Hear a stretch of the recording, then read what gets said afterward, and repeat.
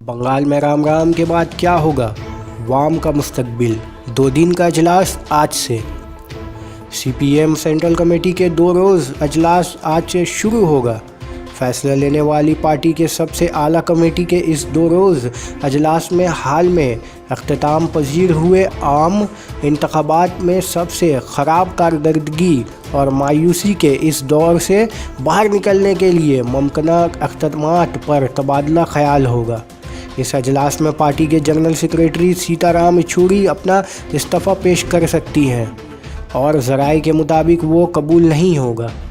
इसमें कोई दो राय नहीं है कि अजलास बहुत हंगामा खेज़ होगा, क्योंकि इस साल के आम इंतखाबात में सीपीएम की अब तक की सबसे ख़राब कारकर्दगी सामने आई है और वोट फ़ीसद को अगर देखा जाए तो इस पार्टी का कौमी पार्टी का स्टेटस भी ख़त्म हो सकता है।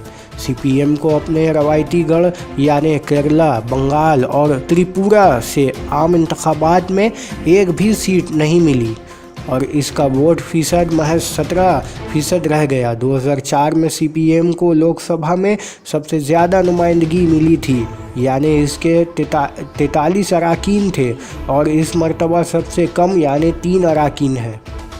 सेंट्रल कमेटी के इस अजलास में तमाम पहलुओं पर गौर खोज होगा और इस पर तबादला ख्याल होगा कि पार्टी ने तमिलनाडु में कांग्रेस और डीएम के साथ इत्तेहाद किया और इसका फ़ायदा भी हुआ, क्योंकि इसके 3 में से 2 सीटें में वहीं से मिली हैं, जबकि पार्टी ने तेलंगाना और आंध्रा में टीआरसी और वाईएस कांग्रेस से साथ इत्तेहाद नहीं किया, जिसका इसे नुकसान हुआ।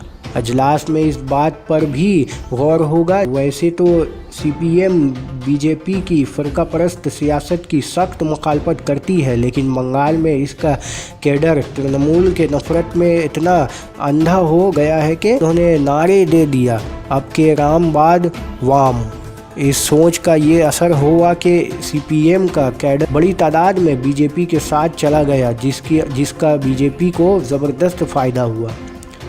वाज़ह रहे कि मगरबी बंगाल में पूरे बाएं महाज का वोट फ़ीसद 2004 के 29.93% वोट से घटकर 7.46% पर आ गया है, जबकि बीजेपी का वोट फ़ीसद 2014 के अपने 17.2% से बढ़कर 2019 में 40.25% हो गया। इधर आंध्र प्रदेश में वाईएसआर कांग्रेस से सीपीएम के साथ इत्तेहाद करना चाहती थी, लेकिन सीपीएम ने बग़ैर तबादला ख्याल किए इससे पेशकश को मुस्तरद कर दिया। वाज़ह है कि आंध्र में सीपीएम का वोट फ़ीसद 1% से भी कम हो गया, जबकि वाईएस कांग्रेस का वोट फ़ीसद 50% तक पहुंच गया। कुछ इसी तरह सीपीएम ने तेलंगाना में टीआरएस के साथ भी किया और इत्तेहाद करने से इनकार कर दिया, जिसका नतीजा सबके सामने है।